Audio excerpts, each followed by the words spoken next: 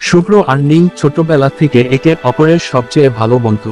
তারা একই পাড়ায় বড় হয়েছে, একই স্কুলে পড়েছে এবং তাদের বন্ধুত্বের বন্ধন কখনোই আলগা হয়নি। শুভ্র ছিল শান্ত, গম্ভীর আর ভীষণ পড়ুয়া ছেলে। অন্যদিকে নীল ছিল প্রাণোচ্ছল, দুষ্টুমি করে সবার মন জয় করে নেওয়ার মতো। তাদের বিপরীত ব্যক্তিত্বের কারণেই হয়তো বন্ধুত্বটা এত মজবুত ছিল। একদিন কলেজের শেষ বছর চলছে, হঠাৎ করেই নীলের বাবা মারা যান। নীলের পরিবারের আর্থিক অবস্থা খারাপ হয়ে যায় আর তাকে চাকরির সন্ধানে নামতে হয়। শুভ্র তার সবসময় পাশে ছিল, নীলকে সাহস দিত, তাকে উৎসাহিত করত। নীল যখন হতাশ হয়ে পড়ত, শুভ্র তখন তাকে বোঝাতো যে এই কঠিন সময় পার হয়ে যাবে। নীল একসময় একটা ছোট চাকরি পায়, কিন্তু তার স্বপ্ন ছিল বড় কিছু করার।